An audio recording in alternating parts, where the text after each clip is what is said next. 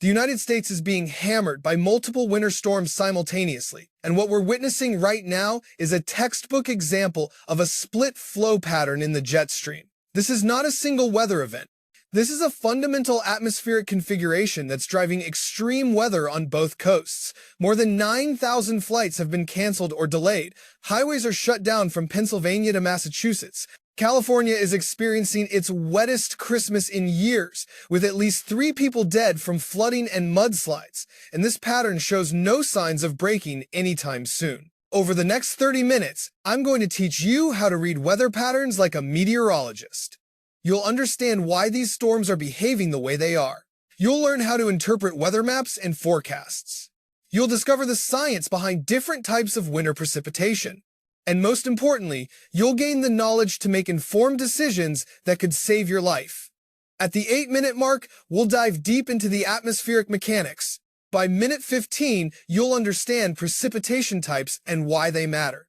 At minute 22, we'll cover comprehensive winter survival strategies.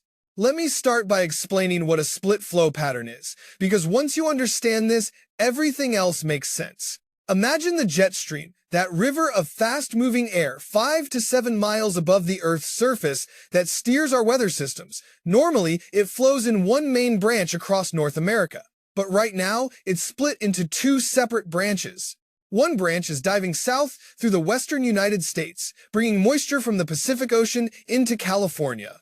The other branch is flowing across southern Canada and the northern tier of the United States, pulling Arctic air south while also drawing moisture from the Gulf of Mexico and the Atlantic Ocean. This split flow creates 2 distinct storm tracks. In meteorology, we call these storm tracks favored regions for cyclogenesis. That's a fancy term that simply means areas where low-pressure systems tend to form and intensify.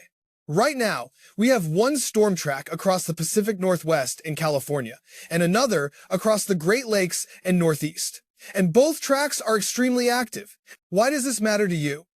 Because split flow patterns tend to be persistent. Once the atmosphere locks into this configuration, it can maintain it for weeks. We're not talking about one storm and done. We're talking about storm after storm after storm, each one following similar paths, each one bringing similar impacts.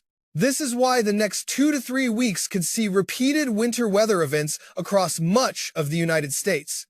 Now, let me explain what happened Friday night in the Northeast, because the numbers tell an impressive story. Central Park in New York City recorded 4.3 inches of snow. That's the heaviest snowfall the city has seen since January 2022, almost 4 years ago.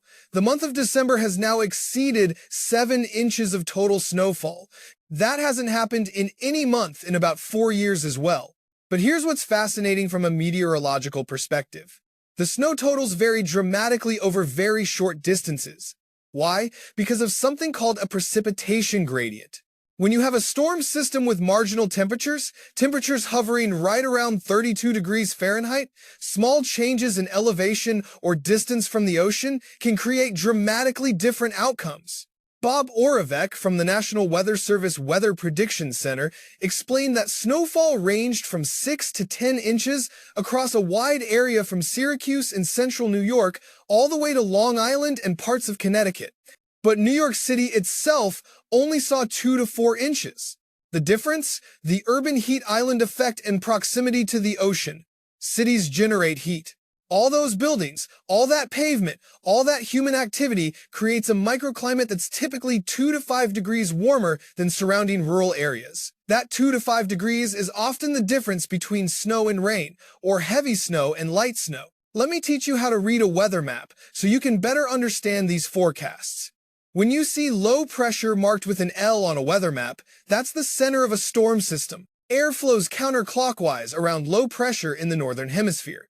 This is due to something called the Coriolis effect, which is the deflection of moving objects caused by Earth's rotation. As air flows toward low pressure, it gets deflected to the right in the northern hemisphere, creating that counterclockwise spin. The lines you see on weather maps are called isobars. These are lines of equal atmospheric pressure. When isobars are close together, that indicates a tight pressure gradient, which means strong winds. When they're spread far apart, winds are light. Look at current weather maps showing our storm system over the Great Lakes. See how tightly packed those isobars are? That's why we're seeing wind gusts of 50 to 70 miles per hour. The storm system currently moving across the Great Lakes originated over the Central Plains. It's tracking along the Canadian border, which is crucial for understanding who gets what type of precipitation. The center of the low pressure is staying north, which means it's pulling cold air down behind it from Canada, but it's also pulling warm, moist air up ahead of it from the south. The battleground where these two air masses meet is where we see the most complex and dangerous weather. Blizzard warnings are in effect across portions of the plains and Midwest. A blizzard isn't defined by how much snow falls. It's defined by wind and visibility. For conditions to meet blizzard criteria, you need sustained winds or frequent gusts of 35 miles per hour or greater, and falling or blowing snow that reduces visibility to less than a quarter mile. These conditions must persist for at least 3 hours. We're expecting these criteria to be met across areas including Grand Forks, North Dakota, and regions to the west of Minneapolis and St. Paul. Current wind gusts across the region are already impressive and strengthening. Nebraska, Kansas, and South Dakota are reporting gusts of 40+ miles per hour, and that was just this morning. By this afternoon and evening, we're forecasting 60 to 70 mile per hour winds near Albert Lea, Minnesota, Madison, and Green Bay. Wisconsin will see 50 to 60 miles per hour. Chicago, 50 to 60 miles per hour. These are near hurricane-force winds combined with heavy snow. This is one of the more significant wind events we've seen this December. Let me explain why the winds are so strong. It comes back to that pressure gradient I mentioned. Atmospheric pressure is dropping rapidly at the center of this low. When pressure falls quickly, we call it a deepening or intensifying low. The technical term is bombogenesis, when pressure drops 24 millibars or more in 24 hours, though this particular system doesn't quite meet that threshold. But it's still rapidly intensifying. As pressure drops at the center, air rushes in from surrounding areas to fill that void. The steeper the pressure drop, the faster the air rushes in, and the stronger the winds become. Now, let's talk about lake effect snow, because this is adding significantly to snow totals in certain areas. The Great Lakes are still relatively warm for this time of year. Lake Michigan, Lake Superior, Lake Huron, Lake Erie, Lake Ontario, all of them have surface temperatures in the mid to upper 30s Fahrenheit. That might not sound warm, but remember, the air flowing over these lakes is coming from Canada with temperatures in the teens and 20s. When cold air moves across relatively warm water, several things happen. First, the lake adds heat to the air. That rising air creates instability. Second, the lake adds moisture through evaporation. That moisture-laden air then flows downwind and rises further when it encounters the land on the far shore. As it rises and cools, the moisture condenses and falls as snow. The result is narrow bands of incredibly intense snowfall on the downwind shores of the lakes. The western shores of Michigan are getting hammered right now. The Upper Peninsula of Michigan is seeing snow totals measured in feet, not inches. Later, as winds shift, western New York and northwestern Pennsylvania will experience the same thing. If you've never experienced lake effect snow, let me tell you, it's unlike regular snowfall. The snow comes down at rates of 2 to 3 inches per hour or more. Visibility drops to 0 in minutes. And because the snow is so localized, you can literally drive from clear roads to whiteout conditions in less than a mile. Let me give you a practical tip for understanding whether you're in a lake effect zone. If you live within about 50 miles of the downwind shore of a Great Lake, you're in the potential impact zone. The intensity depends on several factors. The temperature difference between the lake and the air above it, the fetch, which is the distance the wind travels over the water, and whether the wind direction is perpendicular to the lake's long axis. When all these factors align, you get extreme lake effect snow. Now I need to explain the most dangerous part of this whole weather pattern, and that's the freezing rain threat tonight across portions of the Northeast. Freezing rain is, in my opinion, the most hazardous form of winter precipitation. It causes more accidents, more injuries, and more infrastructure damage than snow. Let me explain why and how it forms. Freezing rain occurs when you have a very specific temperature profile in the atmosphere. You need a layer of warm air above freezing aloft, usually around 5,000 to 10,000 feet, with a layer of cold air below freezing at the surface. Snow falls from clouds aloft, melts as it passes through that warm layer, becoming liquid rain. But then, as those raindrops fall through the below freezing air near the surface, they become supercooled. They're liquid, but they're below 32 degrees Fahrenheit. When supercooled water droplets hit any surface, a road, a power line, a tree branch, they instantly freeze on contact. This creates a coating of clear ice. Unlike snow, which you can plow or shovel, ice just sits there, smooth and invisible. We call it black ice when it forms on roads because you can't see it. The road looks wet, but it's actually a skating rink. A winter weather advisory goes into effect at 4 p.m. this afternoon and runs for 10 hours until the early morning hours Monday. The advisory covers interior Connecticut, including northern Fairfield County, the entire Hudson Valley, including Peekskill, Rockland County, Kingston, Dutchess County, northwest New Jersey, including parts of Passaic County and western Bergen County near Mahwah. These are areas north and northwest of New York City where temperatures will be right at or just below freezing at the surface. The forecast calls for up to 0.2 of an inch of ice accumulation, particularly in the northern Hudson Valley. Let me put that in perspective for you. 0.1 of an inch of ice is enough to make roads dangerous and cause isolated power outages. 0.2 of an inch will bring down tree branches and power lines. Roads become impassable. At 1/4 inch, you're looking at widespread, long-duration power outages, major tree damage, extreme danger. I cannot stress this enough. If you live in these advisory areas and you don't absolutely have to travel tonight, don't. This is not an exaggeration. Every winter, emergency rooms fill with people who thought they could handle icy roads and ended up in accidents. Firefighters and paramedics risk their lives responding to crashes. Don't be part of that statistic. For the I-95 corridor itself, including New York City, Philadelphia, and the immediate coastal areas, you're going to see rain. Just rain. No snow, no ice. Temperatures will stay just warm enough, hovering in the mid to upper 30s. By tomorrow, Monday, temperatures actually jump to 48 degrees. That's above normal for late December. But enjoy it while it lasts because it's only for one day. Tuesday, we drop back to 32, Wednesday 35, Thursday 33 as we ring in 2026. Let me walk you through exactly what to expect hour by hour tonight because timing is everything with freezing rain. Right now, our storm system is still over the Ohio Valley, hundreds of miles to our west. During the daylight hours today, we'll actually have decent weather. Sunshine this morning, clouds increasing this afternoon. Temperatures climbing to the mid to upper 30s.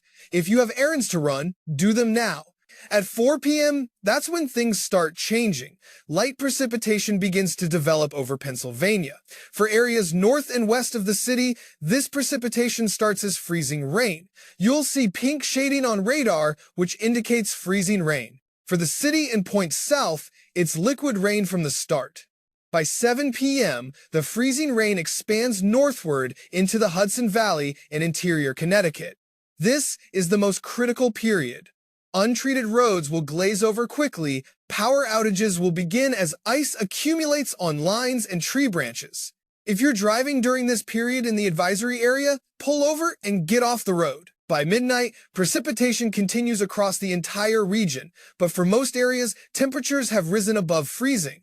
The freezing rain threat diminishes. However, any ice that formed earlier remains on roads until temperatures rise well above freezing and ice has time to melt. Monday morning at 7 a.m. will be mostly dry. There might be some lingering light rain, but the main event is over. Then, later Monday morning, between 10 and 11 a.m., the actual cold front pushes through. This brings another round of rain, this time all liquid rain, since temperatures are rising into the 40s. This rain continues through the afternoon before tapering off Monday evening. Now let me pivot to what's happening on the West Coast, because this is equally serious and the atmospheric mechanics are fascinating.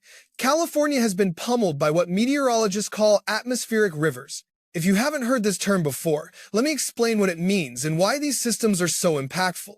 An atmospheric river is a relatively narrow corridor in the atmosphere that transports huge amounts of water vapor from tropical or subtropical regions toward the poles. Think of it literally as a river, except instead of flowing across land, it flows through the sky. These rivers in the sky can be more than 1,000 miles long but only a few hundred miles wide, and they carry as much water vapor as 15 to 20 Mississippi rivers. When an atmospheric river makes landfall, especially over mountainous terrain like California's Coast Ranges and Sierra Nevada, it produces intense rainfall rates. We're talking 2 to 3 inches per hour in some locations.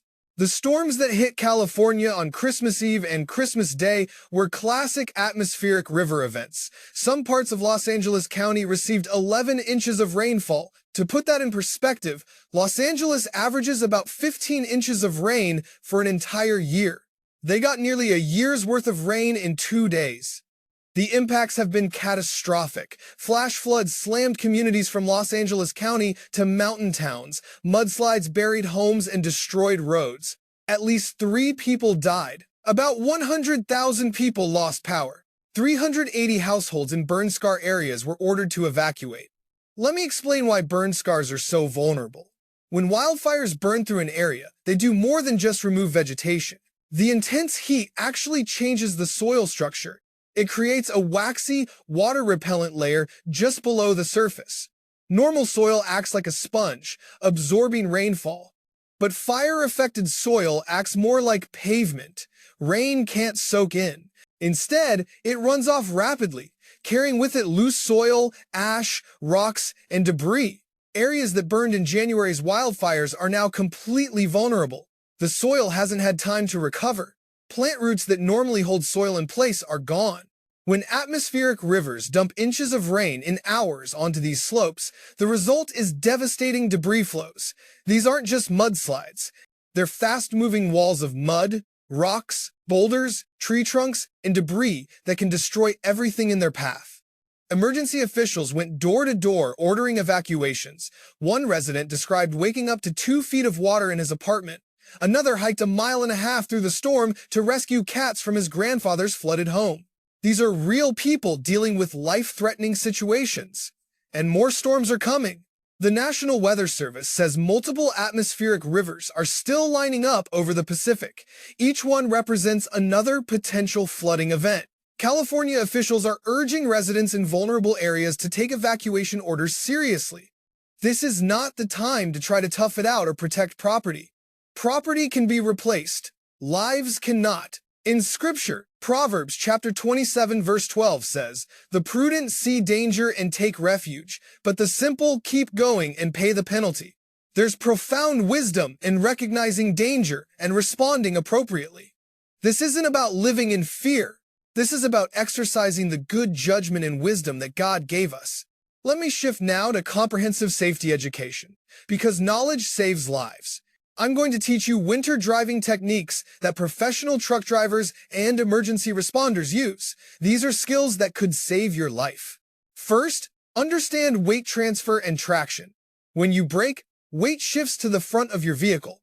When you accelerate, weight shifts to the rear. When you turn, weight shifts to the outside. On dry pavement, your tires have enough traction to handle these weight transfers.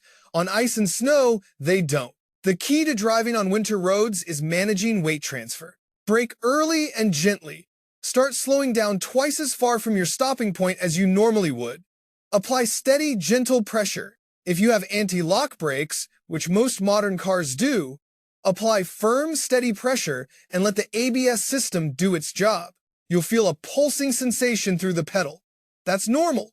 Don't pump the brakes. For older vehicles without ABS, you need to manually pump the brakes to prevent wheel lockup. Accelerate smoothly. On slippery roads, your tires can only handle so much force before they lose traction. Mashing the gas pedal just makes your tires spin. Instead, apply gentle, progressive pressure. If your wheels start spinning, ease off the gas until they regain traction, then try again with even less throttle. Turn gradually. Jerking the steering wheel upsets the car's balance and breaks traction. Make all steering inputs smooth and progressive. If you're going too fast for a turn on a slippery road, you can't fix it by turning harder. That just makes you slide. You need to slow down before the turn. Increase following distance dramatically. The 3-second rule you learned in driver's education? Make it 8 to 10 seconds on winter roads. Here's how to measure following distance. Pick a fixed object ahead, like a sign or overpass. When the vehicle ahead of you passes it, start counting 1001, 1002, 1003. If you reach that object before you finish counting to 8 or 10, you're too close. Understand what to do if you start to slide. First, stay calm. Panicking makes everything worse. Second, take your foot off the gas. Don't hit the brakes. Third, look where you want to go, not at what you're about to hit. Your hands will naturally steer where your eyes are looking. Fourth, steer in the direction you want the front of the car to go. This is often described as steer into the skid, but that phrasing confuses people. Just steer where you want to go. Know the difference between front wheel and rear wheel skids. In a front wheel skid, also called understeer, you turn the wheel, but the car keeps going straight. The front wheels have lost traction.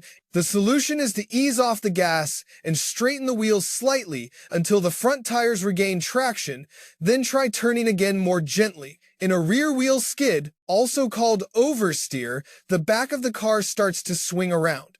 The solution is to steer in the direction you want the front of the car to go and ease off the gas. Here's something most people don't know. If you're driving and visibility drops to near zero in heavy snow, don't just stop on the road. You'll get rear-ended. If you absolutely must stop, get completely off the road, onto the shoulder if possible. Turn on your hazard lights. Better yet, if visibility is that poor, find a safe place to pull off entirely, like a rest area or parking lot, and wait for conditions to improve. Now, let me talk about vehicle emergency kits, because if you get stranded, having the right supplies can mean the difference between an inconvenience and a tragedy. Your winter emergency kit should include a heavy blanket or sleeping bag rated for cold temperatures.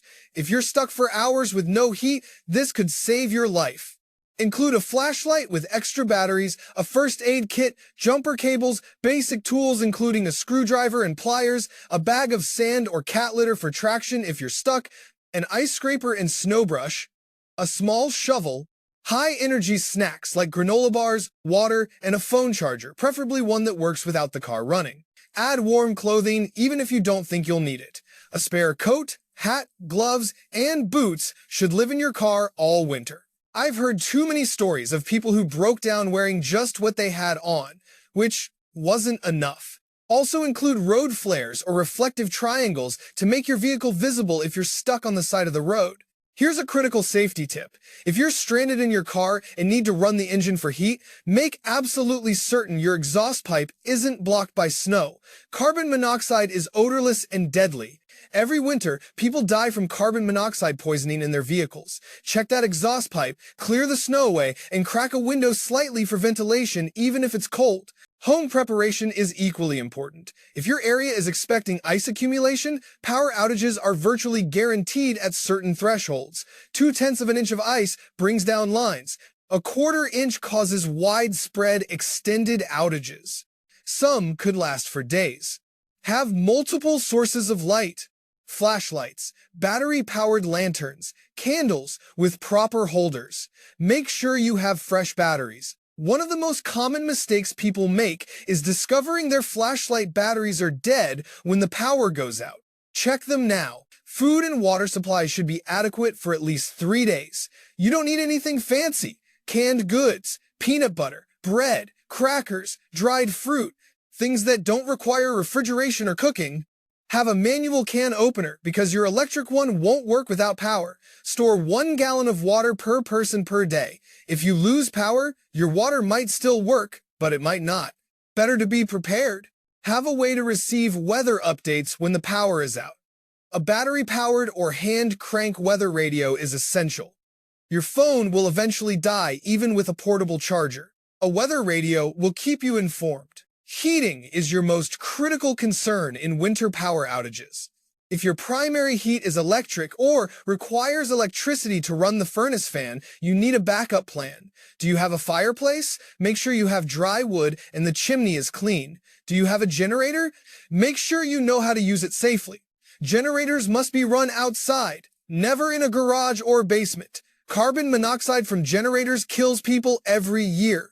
If you don't have alternative heat, your fallback is to consolidate your family in one small room, close doors to other rooms to preserve heat, use blankets and sleeping bags, and wear layers of clothing. Body heat in a small, enclosed space can keep the temperature tolerable even when it's bitter cold outside.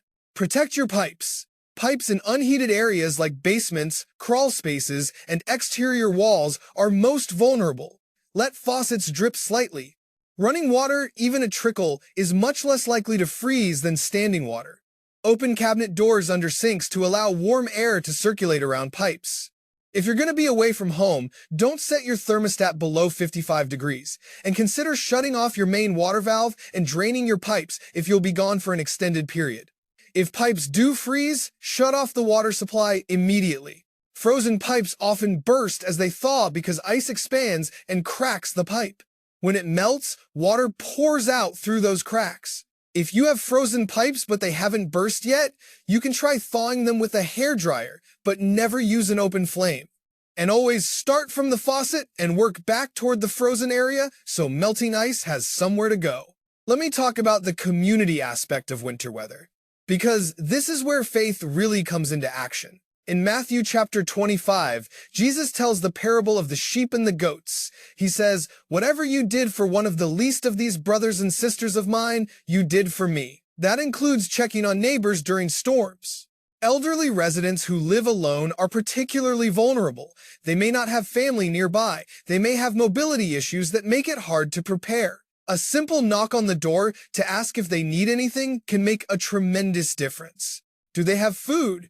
Do they have heat? Do they need help shoveling? These small acts of kindness reflect Christ's love in practical ways. If power goes out and you have heat but your neighbor doesn't, invite them to your home. Share your resources. This is what community is supposed to look like. We take care of each other. We don't wait for government or organizations. We just help because it's the right thing to do. Looking ahead at the extended pattern, I need to give you realistic expectations. This cold pattern is locked in. The jet stream configuration favors below normal temperatures for the eastern two-thirds of the United States for at least the next 2 weeks, possibly longer. Additional storm systems will move along similar tracks. That means more snow, more ice, more cold for affected areas. For California, the atmospheric river pattern also shows persistence. The jet stream is funneling moisture from the Pacific directly into the state. Additional storms are likely in the coming week. Each one brings flooding potential, especially in already saturated areas. This is a dangerous pattern that could persist into mid-January. But here's what I want you to understand. Weather patterns always change eventually. Nothing is permanent. This too shall pass. Yes, we're in a challenging pattern now. Yes, it will persist for a while. But spring will come.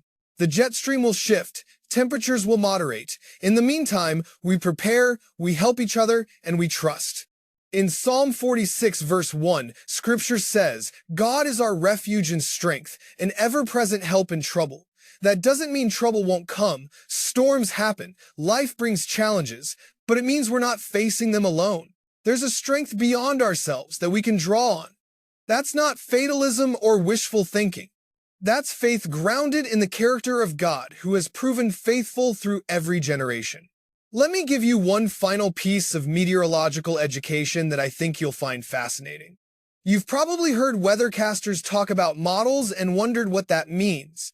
Weather models are complex computer programs that simulate the atmosphere. They take current observations, temperature, pressure, humidity, wind from thousands of locations around the world, and they use physics equations to calculate how those conditions will evolve over time. Different models use different techniques and different resolutions. The American GFS model has a resolution of about 13 kilometers. The European ECMWF model has a resolution of about 9 kilometers. That means the European model sees more detail. Generally, it's more accurate, especially beyond 5 days. But no model is perfect. They all have strengths and weaknesses. When you watch forecasts, you might hear about model agreement or model disagreement. When multiple models show similar outcomes, confidence is high. When models disagree significantly, uncertainty is high, and forecasters will tell you that. Understanding this helps you interpret forecast confidence levels and make better decisions. To summarize everything we've covered in these 30 minutes, multiple winter storms are battering the United States from a split-flow jet stream pattern. The eastern storm brings blizzard conditions to the upper Midwest with 50 to 70 mile-per-hour winds and heavy lake-effect snow.